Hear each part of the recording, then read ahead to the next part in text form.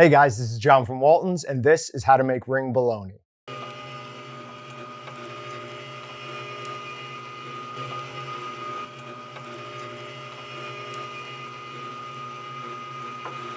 Ring bologna is a cured sausage similar to snack sticks and summer sausage. We're going to use a different seasoning, a different smoke schedule, and most notably, a different casing. It's a very specific casing for ring bologna. Now we're going to get into that a little bit. First thing we're going to talk about is meat block. Now you want to split it up into thirds. You want it to be a third 85 to 15 lean beef, a third 80-20 pork, and the last third you want 50-50 pork trim. Now, pork trim can be hard to get, so if you want, you can do an 80-20 beef, half of that, and a half of pork butts. That'll put you right around the correct fat content for a classic ring bologna. Now what we're gonna do is separate all of our lean from all of our fat, because we are gonna grind them separately for this product. We're gonna grind our lean product twice. First, we're gonna go through a 3/8 or breaker plate, and then we're gonna go through a 1/8 plate. That is gonna be the smallest plate you have. It's also known as a 3mm plate. That second grind can take significantly longer than the first. So, putting the meat back in a freezer until it's got a nice hard crust on it really will help speed up that second grind. Now, alternatively, you can do what we do. We have the Walton's one-shot grinder head where we have a breaker plate in the back, a two-sided knife, and then we can put whatever plate we want on the front side. We pass everything through once, and it's basically been ground twice. Saves a ton of time. But even with that, we're still grinding our lean and fat separately. For our fat, we're gonna grind it one time through a 3/16 plate. That's gonna give us a nice fat definition. We're gonna have good big particles of fat. It's gonna look beautiful inside the sausage. For casings, we've got a ring bologna casing. So this is a collagen casing, but it's a little different than the collagen casings you could use for bratwurst or snack sticks. This is inedible collagen. Means it's stronger, less prone to blowouts, and it's gonna stand up to the smoker absolutely no problem. However, it does require a little bit of special attention. So for inedible collagen, we're gonna use the rule of 15s. That is 15 minutes in water that is a 15% salt solution at 15 degrees Celsius. Do that and the collagen will become nice and pliable. It'll change from this papery, hard, to something that's gonna form perfectly around your sausage. Now, when we're talking about additives we're gonna use for ring bologna, classically, cheese is not one of them. We did not add any cheese to this. You're welcome to, but it is going to change the flavor. Just keep that in mind. So we're gonna use our ring bologna unit from Excalibur. This is enough to do 25 pounds of meat. We're gonna add Sure Gel, which is what we use for a binder in almost all of our cured sausage. We're definitely going to use Sure Cure. This is what cures the meat. Now, we like to add a cure accelerator. If you don't want to add a cure accelerator, after you've stuffed your sausage, just hold it in a cooler overnight before you put it in the smoker. If you do want to use a cure accelerator, there's three main ones you can choose from. You can use Encapsulated-Citric-Acid. This is a citric acid that's encapsulated in a palm seed oil.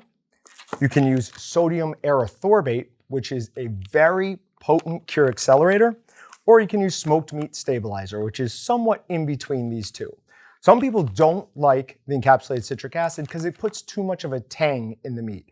It drops the pH, which helps the cure, but it does make the meat a little bit tangier. Sodium erythorbate adds no tang whatsoever, but it is very potent. 7/8 of an ounce is enough to accelerate the cure for 100 pounds of meat. So for a 25-pound batch, we would need a quarter of 7/8 of an ounce. So you have to have a scale that can measure very, very small amounts. But we did use the sodium erythorbate. Since we ground our fat and our lean separately, we're gonna put all of our lean meat in the mixer, then we're gonna add our water and all of our ingredients and begin mixing. We're gonna mix that for about 5 minutes or just until we start to see some protein extraction, and then we're gonna add our fat as it is mixing. This will help get the fat evenly distributed, but it's not gonna smear it. Once you have appropriate levels of protein extraction, we're gonna take it out of that and put it in the stuffer.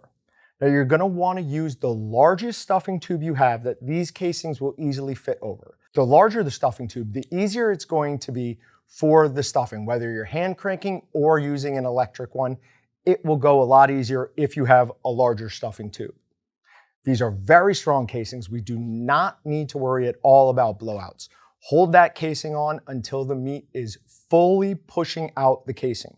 You want to get no voids in this. The harder you hold on that casing, the less likely you are to have voids. Now, here is where something I've done is probably going to get me in trouble with some of you purists. I hate ring bologna that is tied up.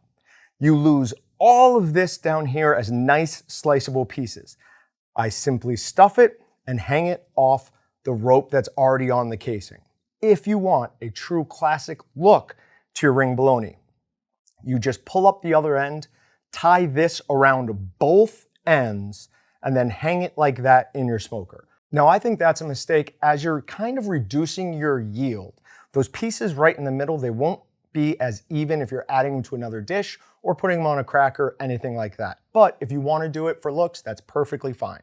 Now, once we've got it in a smoker, this is an extremely easy smoke schedule. And the reason is, it's basically 30 minutes every 10 degrees. So we're gonna start it off at 120 degrees. We're gonna run that for 30 minutes if we've added a cure accelerator. If we've not added a cure accelerator and the product is coming right out of a cooler, we wanna increase that to at least 45 minutes, maybe even an hour, to allow the outside of the casing to dry a little bit more and come up to temp. Whichever way you did it, we don't want to add any humidity or smoke for that first 30 minutes or an hour. Then we're going to go up to 130 degrees for 30 minutes. At this point, we're going to add smoke. We're going to close our dampers down about 3/4 of the way, and we're going to add whatever humidity we can. Then we're going to go to 140 degrees for 30 minutes, then 150 degrees for 30 minutes, 160 degrees for 30 minutes, and finally we're going to get to 170 degrees until the internal temperature is 160 degrees. Once that's done, we're either going to hit it with a shower cycle for 10 minutes or we're going to put it into an ice bath. Now that ice bath is an ice bath. It's not a cold water bath. It's not a cool water bath.